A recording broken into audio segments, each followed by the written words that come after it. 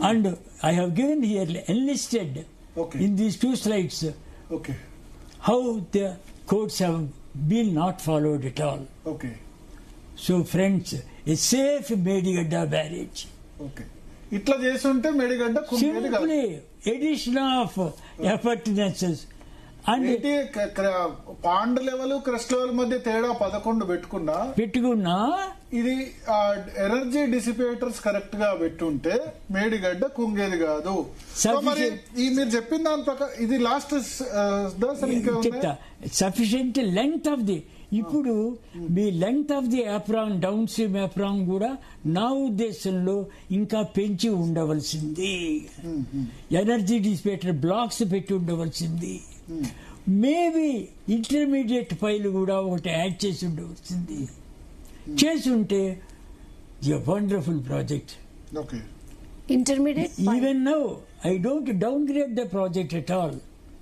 So ఇది పూర్తిగా నాకు చూస్తే పొలిటికల్ లీడర్షిప్ కంటే డిజైన్ లోపంగా కనబడుతుంది.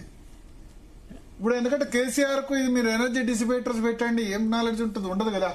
ఈ డిజైన్ లోపం అని అనుకోవాలి కదా పొలిటికల్ లీడర్షిప్ అంటే. ఎంత హైట్ పెట్టాలి, ఎంత బహుశా ఆయన రిజర్వాయర్ కొంచెం ఎక్కువ స్టోరేజ్ చేయండి అని చెప్పి ఉండొచ్చు, కానీ డిజైన్ లోపం కదా ఎనర్జీ డిసిపేటర్స్ పెట్టా. ఇంత పెద్ద కారు కొని దానికి టైర్లు కరెక్ట్ గా పెట్టకపోతే. నేనేమంటానంటే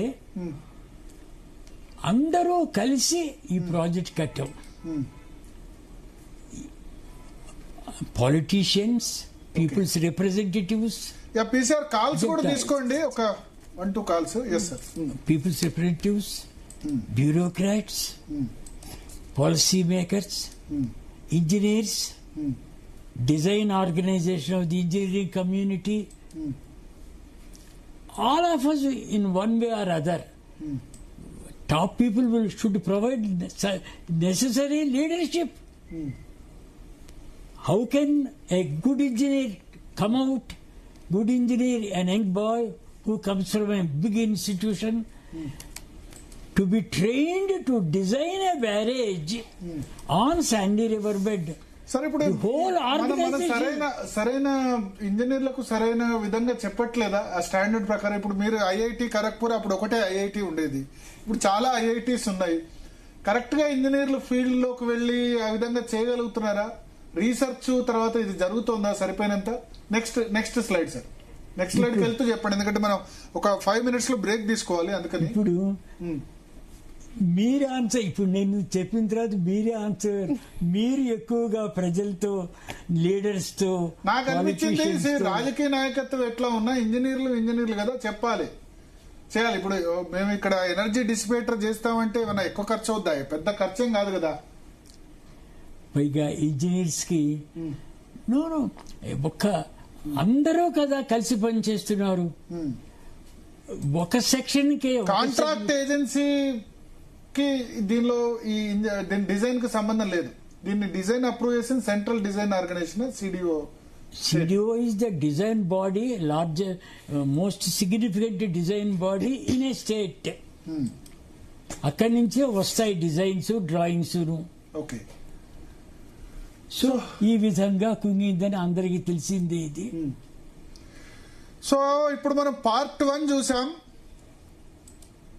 ఒకటి డిజైన్ లో లోపం, పాండ్ లెవెల్ క్రస్ట్ లెవెల్ మధ్య తేడా 11 మీటర్లు ఉండడం వల్ల, నార్మల్ గా 3-4 మీటర్లు ఉండాలి, 11 మీటర్లు ఉండడం వల్ల వెలాసిటీ చాలా ఎక్కువైంది. Velocity V = √2gh. 2g అంటే గురుత్వాకర్షణ కదా. గురుత్వాకర్షణ భూమి మీద ఎంత 9.81. భూమి మీద 9.81 ఉంటుంది. √2 × 9.81 × h హైట్ ఎంత 11 తీసుకున్నారు ఇక్కడ. అంటే పాండ్ లెవెల్ క్రస్ట్ లెవెల్ మధ్య చేస్తే ఎంత వచ్చింది? వెలాసిటీ 14.5 ఎంతనో వచ్చింది. నార్మల్ గా ఎంత ఉండాలి? అది 4-5 ఉండాలి.